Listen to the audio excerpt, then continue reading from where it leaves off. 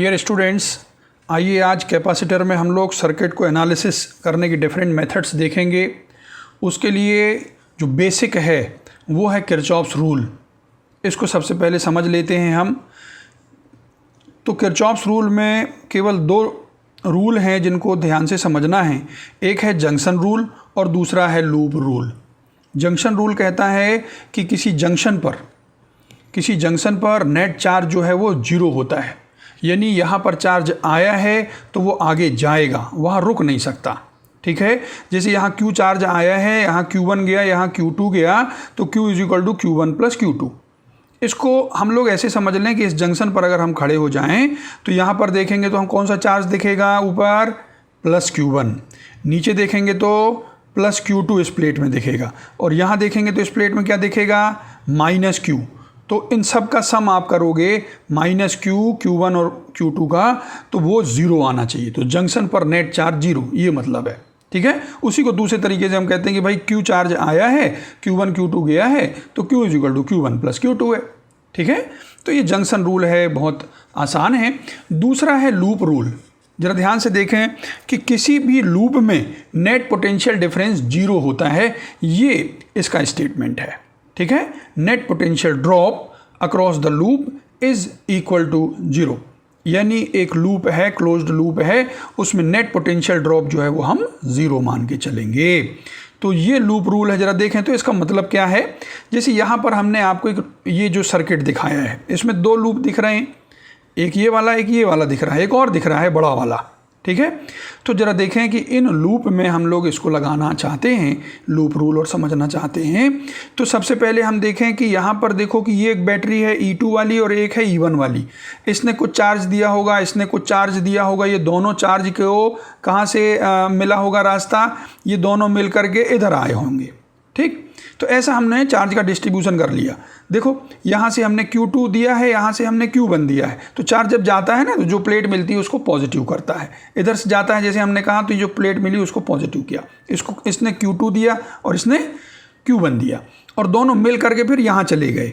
तो ऐसे चार्ज का डिस्ट्रीब्यूशन हो गया। तो यहाँ कितना हो गया, Q1 plus Q2। Junction rule लगाओगे आप तो आप कहोगे कि यहाँ से आने वाला चार्ज Q1 और ये Q2, दोनों मिल के Q1 प्लस Q2। या आप देखो कि जंक्शन पर खड़े हो जाओगे तो यहाँ पर जो प्लेट है उसमें आपको चार्ज दिखेगा Q1 प्लस Q2, और यहाँ पर माइनस Q1, यहाँ माइनस Q2। सम जीरो आएगा, बिल्कुल आएगा, क्योंकि आपने जंक्शन रूल लगा के ही उसको डिस्ट्रीब्यूट किया है। खैर, चार्ज डिस्ट्रीब्यूशन हो गया आपका। आप ध्यान से देखना कि ये जो Q1 गया है, अगर यहाँ पर गया है तो ये ब्रांच में गया होगा, क्योंकि ये एक ही तो ब्रांच है। तो यहाँ से भी गया है वो, तो यहाँ भी Q1 आपका आएगा। ठीक है, तो ये प्लस आया, माइनस गया, तो यहाँ से जब भी गया होगा ये, तो जो भी प्लेट आई होगी उसको प्लस बनाते हुए गया है। और एक ही ब्रांच में अलग अलग चार्ज नहीं हो सकते, ये दोनों सीरीज में कहलाएंगे। ठीक है, तो ऐसे सभी कैपेसिटर में आपने चार्ज दिखा दिया। अब लूप रूल हमको समझना है। जैसे लूप हमने 1 लिया, ये वाला लूप लिया, पोटेंशियल ड्रॉप को हम पॉजिटिव मानेंगे। भाई किसी को तो आपको पॉजिटिव मानना पड़ेगा, तो ड्रॉप को हम पॉजिटिव मान के चलते हैं। तो ड्रॉप का मतलब होता है कि पोटेंशियल ज़्यादा से कम में जाना। पॉजिटिव से नेगेटिव में जाएंगे तो ड्रॉप कहलाएगा। ठीक है, और आपको यहाँ पर एक जो दोस्ती करना है वो फार्मूला है आपका Q is equal to CV और V is equal to Q by C। इनसे दोस्ती है कि नहीं? हाँ, तो V is equal to Q by C से यहाँ ड्रॉप बताओ, Q2 बाई C2। ठीक है, इस लूप में आप चल रहे हो, यहाँ पर ड्रॉप बताओ, तो आप कहोगे चार्ज यहाँ पर जो है डिवाइडेड बाई इसकी capacity Q1 plus Q2 by C3। तो देख सकते हो आप, पहले इसमें ड्रॉप जो आया वो आया है Q2 बाई C2, और दूसरे में कितना आया, Q1 plus Q2 by C3। और फिर जब यहाँ गए तो आपको ये देखो, ये नेगेटिव से पॉजिटिव जा रहे हो, यानी कम से ज़्यादा में जा रहे हो। तो यहाँ राइज हो रहा है पोटेंशियल का। क्या हो रहा है, यहाँ राइज हो रहा है, तो उसको नेगेटिव करोगे। जो ड्रॉप है पोटेंशियल का वो पॉजिटिव से नेगेटिव जाने में होता है, पॉजिटिव से नेगेटिव जाने में। तो दोनों ये ड्रॉप हम पॉजिटिव लिए, लेकिन इसको माइनस E1 करना पड़ेगा। क्यों? क्योंकि यहाँ पोटेंशियल बढ़ रहा है। ठीक है, तो इसलिए माइनस E1 किया है, और टोटल क्या हो गया फिर, total drop 0 is equal to 0। फिर आप उसको आप अरेंज कर लें कि Q1 में केवल एक आया था C3, और Q2 में दोनों आ रहे हैं 1/C2 और 1/C3, और ये इज इक्वल टू E1 हो जाएगा। ठीक है, ये लूप रूल बहुत आसान है। इसमें देखो एक बार फिर से आपको प्रैक्टिस हम करवा दें। चार्ज डिस्ट्रीब्यूशन हम लोग देख चुके हैं। ये जो लूप है इसकी डायरेक्शन आप असाइन कर लिए कि ऐसे हम चलेंगे। इसमें कौन सी डायरेक्शन आपने असाइन की है, ये भी आपने इस तरीके से क्लॉकवाइज को डायरेक्शन को असाइन कर लिया। ठीक है, आप एंटी क्लॉकवाइज भी जा सकते हो, उसमें कोई प्रॉब्लम नहीं, क्योंकि माइनस साइन आ जाएगा सब में, ये माइनस हो जाएगा, ये प्लस हो जाएगा, तो उससे आंसर तो नहीं बदलेगा। खैर, हम क्लॉकवाइज चलते हैं। आप बताओ, नेगेटिव से पॉजिटिव जाएंगे, बढ़ा कि कम हुआ, बढ़ा, इसलिए क्या लिखना उसको, नेगेटिव लिखना, -Q1/C1। यहाँ पर बताओ पॉजिटिव से नेगेटिव गए, ड्रॉप हुआ कि बढ़ा, ड्रॉप हुआ, क्योंकि पॉजिटिव बढ़ा है ना, तो यहाँ पर ड्रॉप हुआ, तो क्या करोगे, इसको ड्रॉप को पॉजिटिव लिखोगे, +E2। इसको क्रॉस जब कर रहे हो, चलना ऐसे है, ये इसको क्रॉस कर लिया, -Q1/C1, इसको क्रॉस किया, +E2, इसको क्रॉस किया, -Q1/C4। देख पा रहे हो, -Q1/C4, इसको क्रॉस किया, -Q1 + Q2/C3। क्लियर। जहां अब हम इसमें जब गए हैं तो यहाँ बढ़ा है, यहाँ कम हुआ है, यहाँ बढ़ा है, यहाँ बढ़ा है, तो जो बढ़े हुए हैं वो नेगेटिव आए हैं और जो कम हुआ है वो पॉजिटिव आया है। तो एक बार आप प्रैक्टिस कर लोगे तो आपको समझ में आ जाएगा, बहुत आसान है। इसके बाद Q1 वाले टर्म एक साथ लिख लें, Q2 वाले टर्म एक साथ लिख लें, ठीक। इसके बाद ये E2 उस तरफ कर दें, तो ये इक्वेशन बन गया आपका। अभी केवल इक्वेशन बनाना हमारा उद्देश्य है, किरचॉफ्स रूल, फिर हम उनको सॉल्व कर लेंगे क्वेश्चन में। ठीक है, चलो एक बार और, ये इसमें अगर हम आउटर लूप ले लें, बड़ा वाला ले लें, आप बताना, इसमें गए तो बताओ पॉजिटिव से नेगेटिव गए, क्या हुआ, ड्रॉप। इसमें गए तो नेगेटिव से पॉजिटिव जा रहे हो, ये इंक्रीज हो गया, ये तो ये वाला पॉजिटिव आएगा। देखो Q2/C2 देख रहे हो, पॉजिटिव लिखा है, और -Q1/C1 लिखा है, नेगेटिव लिखा है। क्यों, क्योंकि ये बढ़ रहा है। हाँ, ये अभी हम यहाँ से यहाँ गए, इसमें क्रॉस किया, इसको क्रॉस किया, अब इसको करना है, इसको करना है और इसको करना है, तब तो लूप पूरा होगा। इसको करो, तो जब इसको करोगे आप, तो आप यहाँ ड्रॉप कर रहे हो। क्यों, बड़े से छोटे में आ रहे हो, पॉजिटिव से नेगेटिव में जा रहे हो, ये ड्रॉप हो रहा है, तो +E2। यहाँ पर बताओ, यहाँ से जब जाओगे तो -Q1/C4 करोगे। क्यों, क्योंकि यहाँ बढ़ रहा है। यहाँ जाओगे तो -E1 करोगे। तो ऐसे आप पूरे लूप में चक्कर लगा के आ गए। जहाँ ड्रॉप हुआ था वो पॉजिटिव, इसमें और इसमें पॉजिटिव, और इसमें नेगेटिव, है ना, इसमें नेगेटिव और इसमें नेगेटिव, ये 3 नेगेटिव आ गए आपके पास। ठीक है, तो इस तरीके से हमको लूप में ये रूल लगाना है, नेट पोटेंशियल ड्रॉप = 0। ड्रॉप है तो पॉजिटिव लिखना, और इंक्रीज हो रहा है, राइज है, तो उसको क्या करना, नेगेटिव लिखना। ठीक, अब देखो हम यहाँ पर थोड़ा आपसे काम करवा लें। क्या आप ये डायग्राम देख पा रहे हो?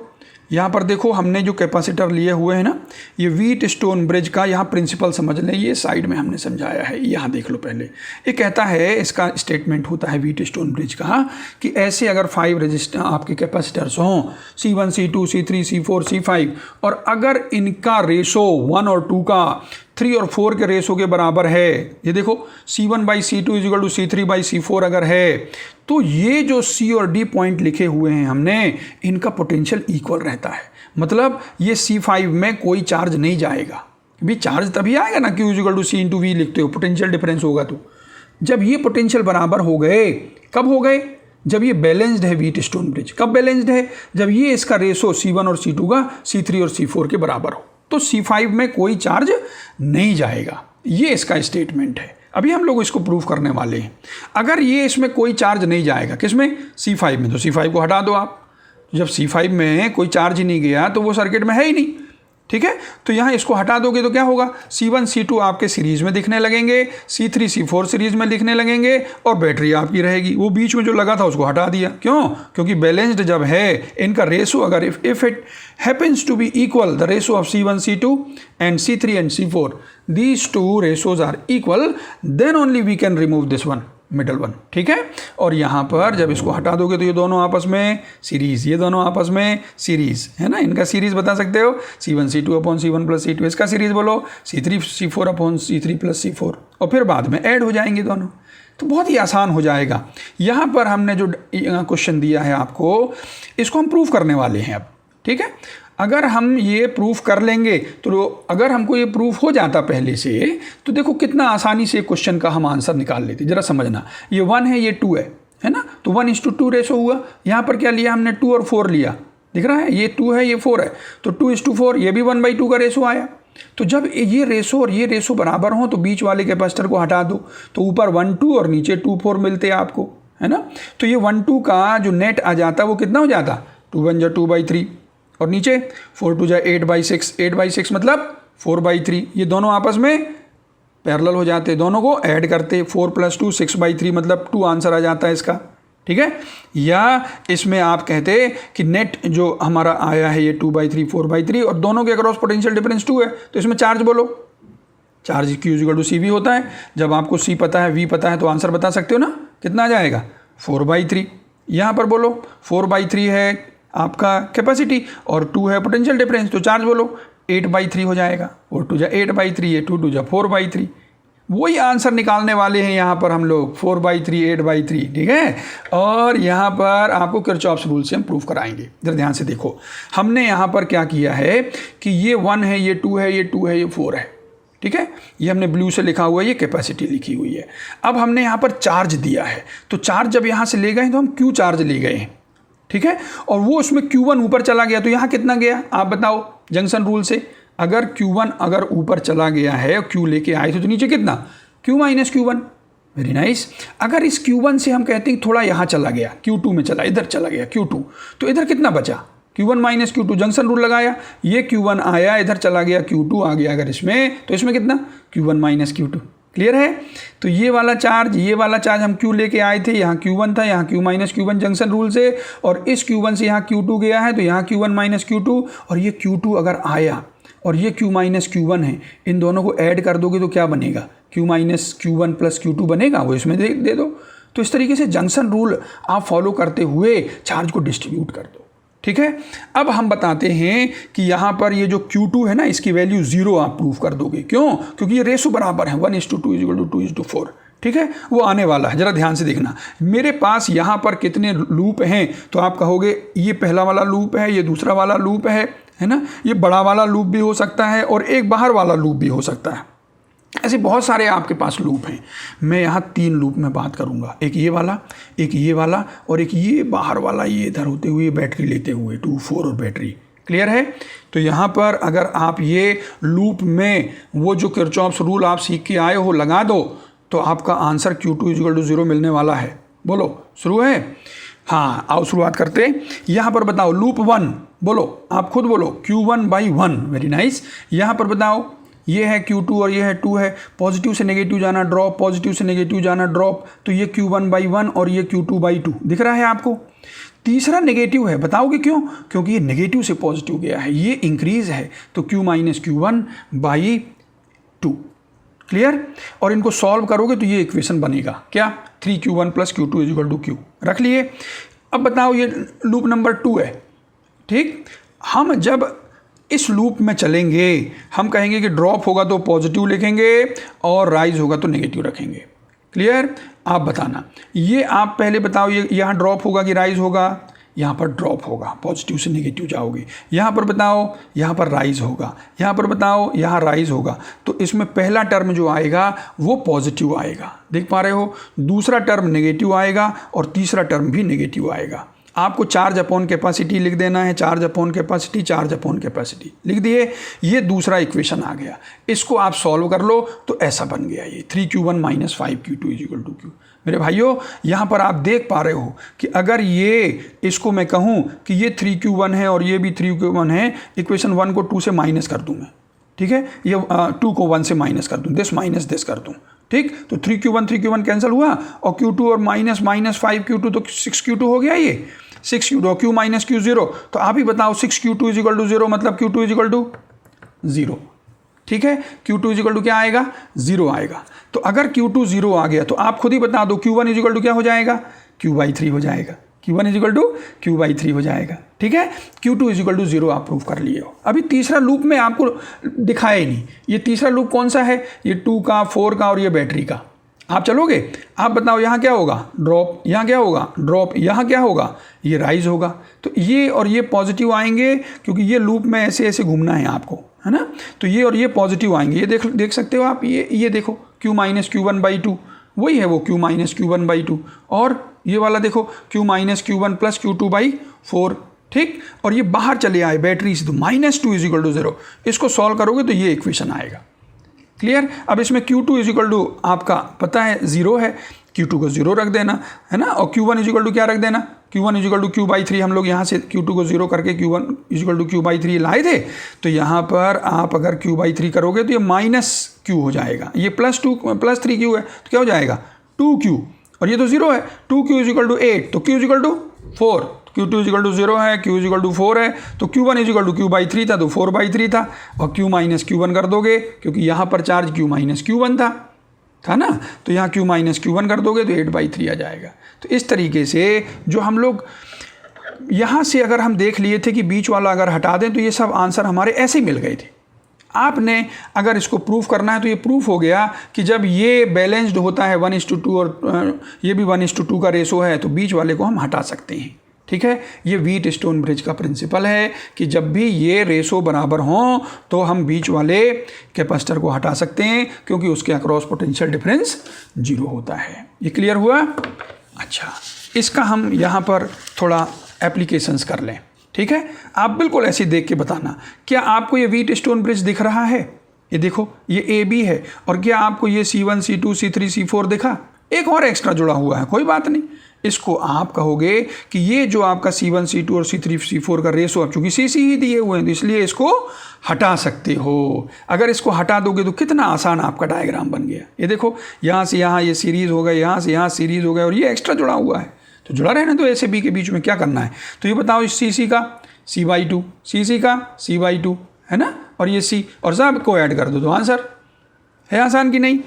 अच्छा, अब बताना कि मैं AB यहाँ ना लेके AB यहाँ ले लिया। मेरे भाइयों, इसको अगर देखोगे तो ये भी व्हीट स्टोन ब्रिज है और बिल्कुल वैसे ही बनेगा जैसे वो बना था, उसका भी आंसर वैसे ही आएगा जैसे उसका आया था। ज़रा देख लो कैसे। आप देखो, जैसे व्हीट स्टोन ब्रिज में हम कहते हैं, ये देखो, ये व्हीट स्टोन ब्रिज था, इसको आप छोड़ दो और आप देखो कि ये जो है ये देख रहे हो आप, A से C में जाना, A से D में जाना, C से B में जाना, D से B में जाना और C D के बीच में रहना। ऐसे A से आप C में जाते हो और A से D में जाते हो। यहाँ भी देखो आप, A B है ना, A से आप देखो, ये पॉइंट मैंने C बनाया है, ये C D मैंने रेड पेन से लिखा है, तो आप कहोगे A से C में, A से D में, और जो C में आए हैं तो C से B में और D से B में और C D के बीच में आपस में यहाँ कनेक्टेड हैं। तो जैसे ये बीच में था, यहाँ पर ये चीज़ यहाँ पर आ गई है।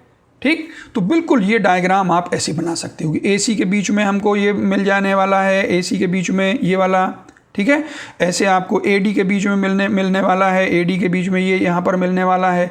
तो ये व्हीट स्टोन ब्रिज मैंने फिर से आपके लिए बना दिया। तो ये जो आया है ये CD के बीच में, वो ये कैंसिल हो जाएगा। जब कैंसिल हो जाएगा तो CC, C/2 CC, C/2 और C ये वाला, ठीक है, तो ये C आ जाएगा, तो टोटल क्या हो जाएगा 2C। क्लियर?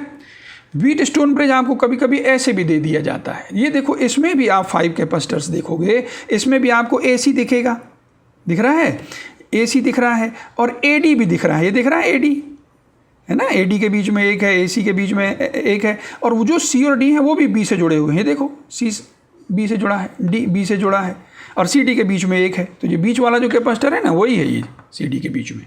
क्लियर? उसको आप ऐसे बना लो, ऐसे में आप इससे परिचित हो, आप ऐसे बना लो। बीच वाला हटा दें तो CC का C/2, CC का C/2, दोनों को ऐड कर दें, आंसर है। आसान? हाँ, अब यहाँ देख लो, आपको यहाँ व्हीट स्टोन ब्रिज दिख रहा होगा, 2 4 4 8 दिखा, 1:2 1:2 का रेशो। बीच वाला आप हटा सकते हो। जब बीच वाला हटा दोगे तो ऊपर वाले दोनों सीरीज में 4 2 8/6 का, 8/6 को 4/3 लिख लो, ठीक है। और यहाँ पर देखो 4 और 8 सीरीज़ में हैं, तो 4 × 8 करो अपॉन 4 + 8, 32/12, 32/12 4 से कैंसिल हो जाएगा, 8/3 आएगा। क्लियर? ऊपर वाली ब्रांच का ये, नीचे वाली ब्रांच का ये, और एक ब्रांच, और तीनों को ऐड कर दें, आंसर बता दें आप कितना आया, 8 माइक्रोफेरेड। तो भाई साहब, आप ये देखो कि अगर थोड़ा सा हम यहाँ पर ये समझ लें कि व्हीट स्टोन ब्रिज को अगर हम पहचान लें तो ये क्वेश्चंस जो है ना मजाक करने जैसे हो जाते हैं। आप देखो, ऐसे ही बता दोगे आप। यहाँ देख रहे हो आप, जो हमने अभी यहाँ आपको ये 2 4 4 8 दिखाया, और वही चीज़ यहाँ पर दे दी, 2 4 4 8, बीच में 6 है। आप कहोगे यहाँ का पोटेंशियल एक सा रहेगा। मैं कहूँगा एक व्हीट स्टोन ब्रिज और दिख रहा है, ये देखो 2 4 4 8 दिख रहा है आपको। तो ये जो व्हीट स्टोन ब्रिज है, एक ऊपर वाला दिख रहा है, तो आप कहोगे यहाँ x है, यहाँ x है, यहाँ पोटेंशियल डिफरेंस नहीं है। तो जब ये x आया है, ये x आया है, ये x है, तो यहाँ भी तो x हो गया, यहाँ भी नहीं रहेगा। तो ये तीनों 6 6 जो है कैंसिल हो जा रहे हैं। इनका कोई रोल नहीं रह रहा है, इनमें कोई चार्ज नहीं जाएगा। तो यहाँ पर 4 और 2 का आपको मालूम है 4/3 आता है, 4 और 8 का अभी अभी निकाल के आए हम लोग, 8/3 हो जाता है। फिर ये 2 और 4 का 4/3, इसका 8/3 सबको ऐड कर दो, तो बोलो कितना आंसर, 8 माइक्रोफेरेड। ऐसे क्वेश्चन को करना है। आप देखोगे कि व्हीटस्टोन ब्रिज का जो प्रिंसिपल अगर हम लोग समझ लिए हैं तो बहुत ही आसानी से हम उन क्वेश्चंस को कर सकते हैं। अब मैं आपको यहाँ पर कुछ इजी मेथड बताने वाला हूँ सर्किट एनालिसिस के लिए। ज़रा ध्यान से देखो कि ये जो है एक सर्किट दिया हुआ है ना, ये एग्जाम्पल में इसी में मैंने सॉल्व भी कर दिया है, कोई बात नहीं। यहाँ पर देखो ये कैपेसिटर दिए हुए थे, आपको पता है कौन कौन से, ये 2 है, ये 2 है, ये 4 है, ये 4 है ना। ये 2 और 4 आपस में देखोगे तो 2 और 4 आपस में देखोगे तो ये सीरीज़ में है, ये है ना, 2 और 4 ये सीरीज़ में है। बता सकते हो 2 और 4 का सीरीज़ क्या होगा, 4 2 जा 8 डिवाइडेड बाई 6 क्या होगा, 4/3। ये 2 4 को मैंने यहाँ पर 4/3 लिख दिया है। ये वाला 4 आपको वैसे ही दिख रहा होगा, दिख रहा है, ये 2 बिल्कुल वैसा ही है, ये 12 बिल्कुल वैसा ही है। इसी का डायग्राम मैंने यहाँ बना दिया। क्यों बना दिया, क्योंकि मैं जानता हूँ कि यहाँ पर अगर चार्ज Q आया है और ये 2 ब्रांच में गया है, ये ब्रांच जो है आपकी एक 4 है, एक 4/3 है। आपको पता है कि ये जो इसकी कैपेसिटी है इसका 3 टाइम्स है, देख पा रहे हो, this upon this is equal to 3:1 आएगा। ये 4 है भाई, ये 4/3 है, तो इसकी कैपेसिटी 3 टाइम्स है इसकी। और आप जानते हो कि अगर 2 कैपेसिटर पैरेलल में हों, अगर ये चार्ज Q आ रहा है और C1 C2 ये पैरेलल में हों, तो इनमें चार्ज जो है उनकी कैपेसिटी के रेशो में जाता है। पिछली बार हमने खूब बताया आपको कि भैया दोनों का सम जो है वो Q के बराबर होगा और इनके अक्रॉस पोटेंशियल डिफरेंस बराबर होगा। तो कैपेसिटी ये जो है ना, कैपेसिटी का रेशो, उसी रेशो में चार्ज आता है। इनको सॉल्व करते हैं तो क्या आता है, Q1 इज इक्वल टू खुद की capacity upon total into Q2 is equal to उसकी capacity upon total into Q, ये हो जाता है। तो अगर इनका रेशो आपको पता हो ना, जैसे हमने कहा कि इसका रेशो आया है ये 3:1, ठीक है, तो इसमें 3Q/4, इसमें 1Q/4, खुद की कैपेसिटी जैसे उसकी है। तो रेशो जो अगर पता हो गया 3:1 है तो 3/3+1 और 1/3+1, ठीक है। तो एक 3Q/4, एक 1Q/4, वहाँ से मैंने लिख दिया है। क्लियर। अगर ये आपका आ गया कि भाई यहाँ पर Q/4 जाएगा, तो मैं यहाँ पर क्या कर रहा हूँ, ये Q लेकर के इस ब्रांच में Q/4 भेज रहा हूँ, यहाँ 3Q/4। ये हमने समझा दिया क्यों ऐसा। क्लियर। VA माइनस VB इसके अक्रॉस पोटेंशियल डिफरेंस निकालना है। तो जब इसके चार्ज मुझे पता रहेगा Q/4, है ना, तो V इज इक्वल टू क्या, Q/C होता है, यानी चार्ज अपॉन कैपेसिटी होता है। चार्ज है आपका Q/4, कैपेसिटी है 4, तो क्या आंसर आने वाला है Q/16। अगर मैं Q की वैल्यू निकाल दूं तो मेरा आंसर तैयार है। और वो Q की वैल्यू यहाँ पर आप किरचॉफ्स रूल से निकालने वाले हो। ये कैपेसिटी, ये चार्ज आपने जब डिस्ट्रीब्यूट कर लिया, और मैं इस लूप में आपको घुमा देता हूँ, ये वाला छोटा लूप में घुमाता हूँ, ठीक है। यहाँ पर बताओ, ये ड्रॉप होगा तो पॉजिटिव, यहाँ ड्रॉप होगा तो पॉजिटिव, और यहाँ पर इंक्रीज होगा तो नेगेटिव। ये 3 टर्म आएंगे, पॉजिटिव पॉजिटिव नेगेटिव। बोलो यहाँ क्या आएगा, Q/2 आया है। यहाँ क्या आएगा, यही छोटे वाले में घूमना है, 3Q/4/4। बोलो क्या, 3Q/16 और -12 इज इक्वल टू 0। तो यहाँ से सॉल्व करने पर ये 11Q इज इक्वल टू 12 × 16 आया। तो Q इज इक्वल टू क्या आया, 12 × 16/11।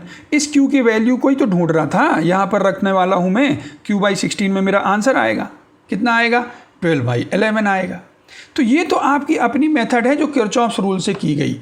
ये नहीं बताने आया मैं तो आपको बहुत आसान मेथड बताने आया हूँ कि ये सब ना करना पड़े, ठीक है। ऐसे ही आप आंसर निकाल लो, देख करके आंसर निकाल लो। तो ज़रा आप देखना, जैसे मैंने कहा ना कि ये क्वेश्चन मजाक जैसे लगने लगेंगे, अब लगने वाले हैं, ज़रा ध्यान से देखना। ये देखो, ये यहाँ से यहाँ ख़त्म हो गया, ये सॉल्व हो गया, देख पा रहे हो आप। अब देखो कैसे करना बता देता हूँ मैं, ध्यान समझना, बहुत इजी मेथड है। ये देख रहे हो 2 2 4 4 12 वोल्ट, ये बिल्कुल वही क्वेश्चन मैंने फिर से डायग्राम बनाया है, इसमें तो कोई दिक्कत नहीं है। 2 2 4 4 12, क्लियर।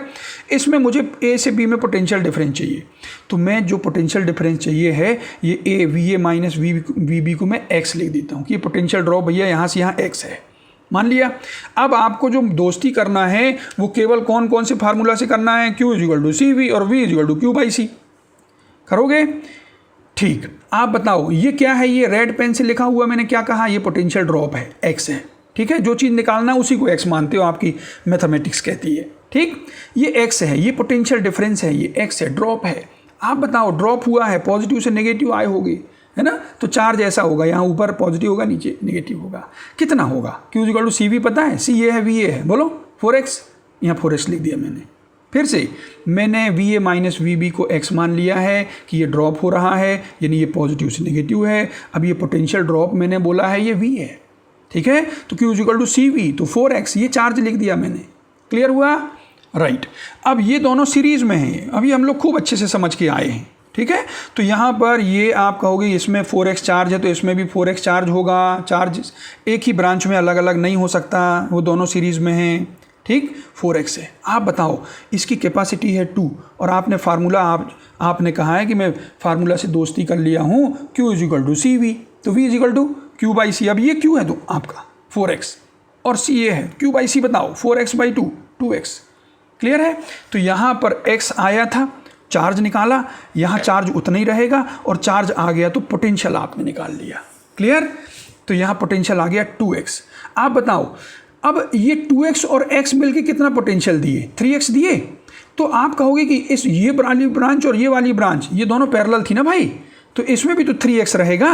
पोटेंशियल डिफरेंस पैरेलल अगर दो कैपेसिटर हैं तो उनमें पोटेंशियल डिफरेंस बराबर रहता है। अगर यहाँ 3x आया है, 2x और x 3x, तो यहाँ भी 3x है। अगर ये 3x है तो चार्ज बताओ, Q equal to C V बोलो। तो यहाँ पर 4 3 जा 12x। तो आप कहोगे इसमें 12x चला है और इसमें 4x चार्ज चला है, तो 12x और 4x कहाँ से आया है? 12x और 4x जो आया है वो यहीं से आया होगा। तो 12 प्लस 4 इज इक्वल टू 16 लिख दीजिए। पॉजिटिव नेगेटिव का ध्यान रखना कि ये चार्ज आ रहा है, यहाँ पर पॉजिटिव नेगेटिव हम लोग समझ चुके हैं, ठीक है। तो यहाँ पर जो है आपने कह दिया कि ये 16x होगा, तो वही तो जाकर के 4x और 12x हुआ होगा, ठीक। अगर ये आपका चार्ज है तो Q is equal to C V होता है, तो V is equal to Q by C होता है। ये Q है, ये C है, बोलो Q upon C, 16x upon 2 बोलो 8x। Very nice. अब आपका क्वेश्चन सॉल्व हो चुका है मेरे भाई। कैसे? जरा देखना भी, ये बाहर वाले लूप में आपको घुमाने वाला हूँ। ड्रॉप को पॉजिटिव लिखना, ये ड्रॉप, ये ड्रॉप, ये ड्रॉप और ये इंक्रीज है, ये राइज है। क्लियर? ये ड्रॉप, ये ड्रॉप और ये ड्रॉप, ये देखो 8x 2x और x ये ड्रॉप हैं और ये -12 इज इक्वल टू 0, तो 8x 2x plus x is equal to 12 हो जाएगा, है ना। 8x plus 2x plus x -12 is equal to 0, तो इज इक्वल टू 12 हो गया ना। तो x इज इक्वल टू 12/11। ये आंसर निकाले थे, बड़ी मेहनत करके निकाला था, है ना। और यहाँ पर बिल्कुल आसानी से निकाल लिया, एक ही लाइन। चलो फिर से एक मौका फिर देता हूँ, आप खुद निकालना इसको। ये मैंने ये डायग्राम दिया हुआ, इसमें कोई छेड़छाड़ मैंने नहीं की। इसमें मैंने कहा 2 2 6 6, ये दिख रहे हो आप, ये कैपेसिटर है, ये बैटरी है। बैटरी कितना पोटेंशियल नहीं मालूम, आप वो भी निकाल लोगे, है ना। यहाँ तो मैंने केवल ए बी के बीच का पोटेंशियल डिफरेंस निकालने कहा और ये दे दिया है, ये 2 वोल्ट इज़ गिवन, इसके अक्रॉस पोटेंशियल डिफरेंस 2 वोल्ट है, वो गिवन है, ठीक है। अब आप बताओ कि अगर ये 2 वोल्ट है, ये देखो ये यहाँ शुरू कर रहा हूँ मैं, वही डायग्राम मैंने बना लिया है। आप बताओ 2 है तो Q क्या होगा? Q equal to C V होता है, 12x है, दिख रहा है। और ये दोनों सीरीज़ में है तो इसमें भी 12x होगा। और जो चार्ज आया है प्लस माइनस ऐसे ही ना चला होगा, जहाँ मिलता है प्लेट उसको पॉजिटिव बना देता है। तो चार्ज समझ में आया, इसमें 4 2 जा 12 हो गया, तो इसमें भी 12 होगा। और जब ये इसमें 12 होगा तो आप कहोगे कि यहाँ V निकाल सकता हूँ मैं, कैसे? Q बाई सी से 12x अपॉन 2 से 6 हो गया, तो बोलो 6 और 2 8 हो गया। अगर ये इसके पैरेलल है तो इसमें अगर 8 वोल्ट है तो इसमें भी 8 वोल्ट होगा, और इसमें 8 वोल्ट हुआ और 6 का है कैपेसिटी, तो उसमें चार्ज बताओ। इसमें चार्ज हो जाएगा Q equal to C V, 6 × 8 तो 48 दिखा। तो यहाँ पर ये 48x चार्ज है। अब इसमें 48x गया भैया, इसमें 12 गया है, टोटल कहाँ से गया है? यहीं से ना गया है। टोटल कितना हुआ? 48 और 12 का टोटल बताओ, 60x। वेरी नाइस, चार्ज मिल गया। तो अब आपको VA माइनस VB निकालना था। बताओ, V is equal to Q by C होता है, ये Q है, ये C है, बताओ कितना? 30। अगर ये इसका मैं पूछूं, ये हो गया, आपका आंसर आ गया। इसका पूछूं कि ये बैटरी का पोटेंशियल कितना था, ये 30 है और ये 8 है, बोलो टोटल कितना? 38। ये 38 आंसर। इतने आसान क्वेश्चन हो जाते हैं और कितना आसान है देखो, बिल्कुल मजाक जैसे हो गया है कि जो पोटेंशियल डिफरेंस निकालना है ड्रॉप, उसी को x मान लो। जब पोटेंशियल आ गया तो चार्ज आ गया, चार्ज वही यहाँ पर रहेगा, इसमें पोटेंशियल आ गया, ये दोनों का सम यहाँ पर रहेगा, ये इसमें चार्ज आ गया, दोनों का चार्ज का सम यहाँ रहेगा, इसमें पोटेंशियल आ गया, सब लूप बना लिया, आंसर निकाल दिया। बिल्कुल तुरंत आप करोगे, इतना फास्ट हो जाएगी आपकी कैलकुलेशन कि आपको लगेगा कि कैपेसिटर इतना आसान है।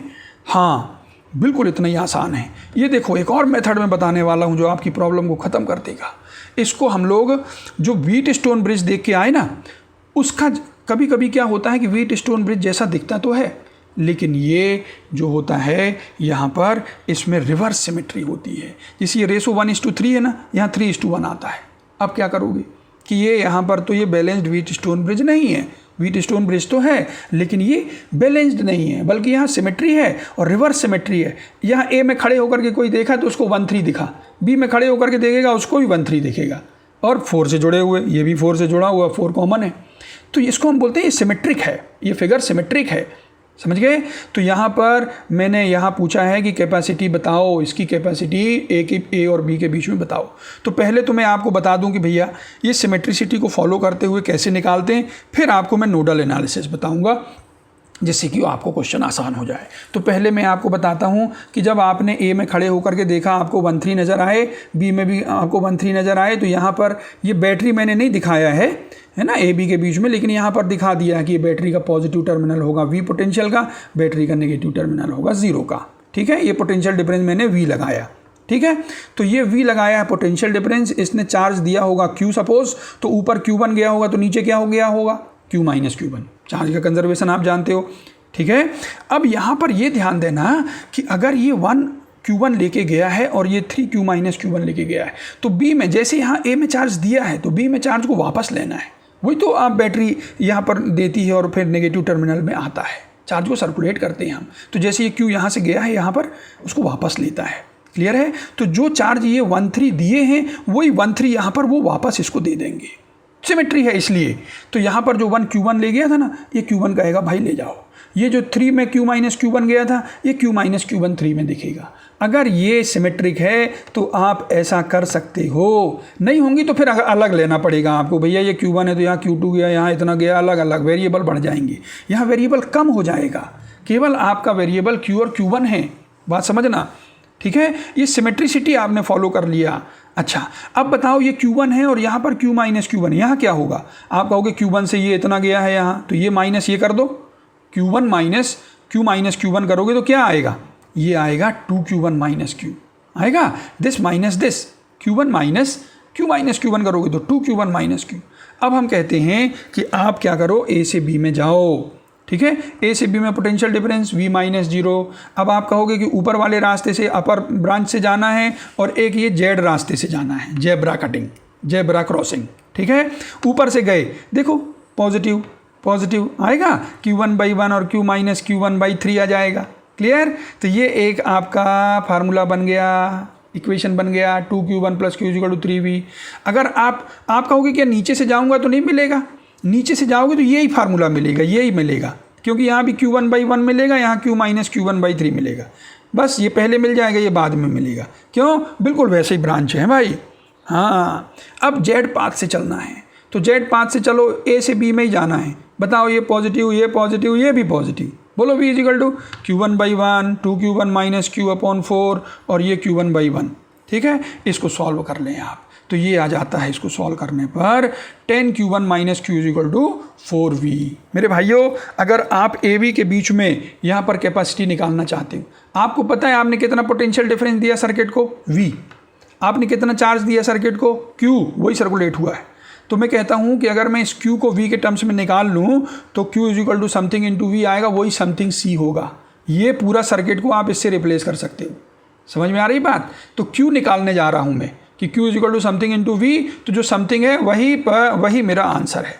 तो जो दो इक्वेशन मिल गए, इनसे आप क्या करो, Q1 को एलिमिनेट कर दो, इसको 5 से मल्टीप्लिकेशन करो, इसको आप क्या करोगे, माइनस कर दोगे, है ना। तो यहाँ 10Q1 कैंसिल हो जाएंगे, ये 5Q और एक Q और हो जाएगा, तो 6Q = हो जाएगा 15 - 4 11, है ना। तो 6Q = 11 भी, तो ये Q = 11/6 भी। इनको सॉल्व कर लिया, ये आ गया। और मैंने क्या कहा, Q = समथिंग × V, तो वो जो समथिंग है वही तो हमारा एवरीथिंग है। तो C = 11/6 जो है वो हमारा आंसर है। तो ये तो मैंने बताया सिमेट्रिसिटी में चार्ज का डिस्ट्रीब्यूशन, इतना वो यहाँ, ये वो यहाँ। क्लियर है। और जब ये माइनस ये कर दोगे तो ये मिल जाएगा। लूप रूल लगा दो आप, एक बार ऊपर चले जाओ, एक बार जेड पाथ से चले जाओ, A से B में जाना है। दो इक्वेशन सॉल्व कर लिया, आंसर। मुझे बताना है नोडल एनालिसिस, वो तो आपकी आसान मेथड है। यहाँ पर मैं क्या करता हूँ, चूँकि ये जो मेथड है बेस्ड इसी पर है कि भाई इसका चार्ज और इसका चार्ज अलग अलग नहीं हो सकता, तो यहाँ पर अगर मैं V और 0 पोटेंशियल लिया हूँ तो इसका पोटेंशियल अगर इस जंक्शन का मैं X ले लिया तो इसका मैं लिख सकता हूँ। कैसी, जरा देखना, ये मैं कहता हूँ यहाँ पर चार्ज बताओ तो आप क्या कहोगे, यहाँ पर चार्ज बताओ क्या कहोगे, आप कहोगे Q = CV होता है, C 1 है और पोटेंशियल डिफरेंस V - X है, ठीक है। तो यहाँ 1 × V - X है, तो यहाँ भी 1 × V - X हो, अब ये तो 0 है, अब ये 1 है, तो यहाँ पर क्या हो V - X हो, तब तो ये V - X - 0 होगा। तो ये चार्ज इसके बराबर तभी हो सकता है जब इसका पोटेंशियल V - X हो। क्लियर है। इसके चार्ज को बराबर करने के लिए ये x ले लिया तो दूसरा अपने आप आ गया, ये चार्ज बराबर। दूसरा यहाँ का और यहाँ का चार्ज अलग अलग नहीं हो सकता, वो देख चुके हैं हम। यहाँ कितना 3 × x - 0, यहाँ कितना 3 × अब ये x आना चाहिए इसका, तब तो आएगा 3 × x, तो ये v है तो इसको माइनस करो तो x आए, तो ये v - X हो। ठीक। अब हम कहते हैं कि अगर ये आपका ये नोडल एनालिसिस, नोडल का क्या मतलब होता है, जंक्शन। ये बड़ी चीज़ें लिख दी जाती हैं पर है आपका किरचॉफ्स रूल ही। जंक्शन रूल जो है ये कहते हैं कि नेट चार्ज जंक्शन पर 0, वही है नोडल एनालिसिस, है ना। नोडल मतलब हो गया जंक्शन। थोड़ा समझना।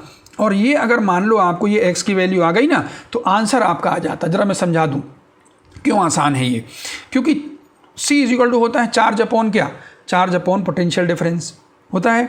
तो चार्ज अपॉन पोटेंशियल डिफरेंस आप करोगे तो यहाँ पर चार्ज ये गया होगा और ये गया होगा। यहाँ कितना गया होगा 1 × V - X गया होगा, और यहाँ कितना गया होगा 3 × ये माइनस ये x आ गया, 3 × x आ जाएगा ये 3 × x डिवाइडेड बाई v। ठीक है। तो यहाँ पर क्या दिखा आपको, ये इसको सॉल्व कर लिया आपने, देखा v + 2x/v। तो यहाँ x की वैल्यू आ जाएगी तो मेरा आंसर आ जाएगा। बस वही x = मैं यहाँ पर निकालने वाला हूँ, हो गया। ये जो है क्या करना है आपको, आप यहाँ पर जंक्शन में खड़े हो जाओ, x में खड़े हो जाओ और इससे कहो कि यहाँ चार्ज भेजो, यहाँ चार्ज भेजो और यहाँ चार्ज भेजो, और तीनों का सम में क्या करूँगा 0 करूँगा। ठीक है। तो यहाँ जब चार्ज भेज रहे हैं हम तो 3 × क्या हो गया x - 0, 3 × x - 0। ये देखो ये वाला चार्ज यहीं से भेजना है, 3 ये देखो ना 3 × x - 0, charge = C × v x - 0। Clear है। 4 × क्या करोगे x - v - x, ये देखो x - v - x क्या आएगा, ये आ जाएगा 2x - v। और एक चार्ज यहाँ भेज दिए, एक चार्ज यहाँ भेज दिए, ये 2 टर्म आ गए आपके। एक टर्म और है, ये यहाँ चार्ज जब भेजना यहीं से है, एक यहाँ अब एक यहाँ, बोलो 1 × x - v। तीनों का सम 0 कर दिया, x = आपका ये आ गया, और x आ गया है आपका 5v/12। ये इसी की दरकार थी, यही ज़रूरत थी यहाँ। इसको मैंने x/v को 5/12 लिख दिया, आपका आंसर तैयार हो गया 1 + 5/6, बोलो 11/6। क्लियर। ये है नोडल एनालिसिस। फिर से एक बार और मैं आपको समझाता हूँ। ये देखो आपका ये व्हीटस्टोन ब्रिज दिख रहा है, बैलेंस्ड है, ये 1 2 2 4 दिख रहे हो आप कहते हो बीच वाले को हटा दो, आंसर निकालो। मैं कहता हूँ नहीं हटाऊंगा, बल्कि क्वेश्चन दे दिया शो दैट x = y। जब x = y प्रूव करोगे तभी हटाऊंगा।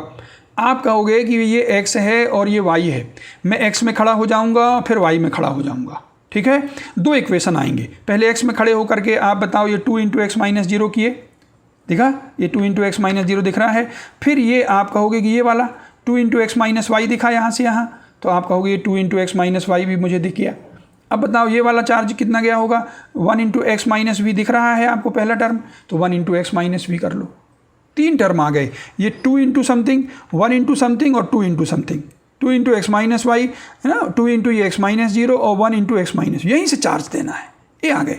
ऐसे ही आप y में खड़े हो जाओ, y में कहोगे y - 0 × 4, y - v × 2 और y - x × 2। ये देखो y - v × 2 दिख रहा है आपको, y - v × 2, y - 0 यहाँ पर देख लो × 4 देखा, और ये y - v × 2।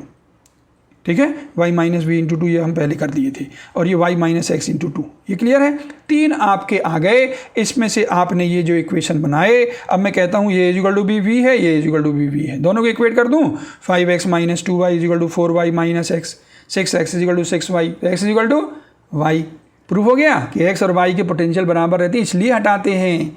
व्हीटस्टोन ब्रिज का ये भी एक प्रूफ है।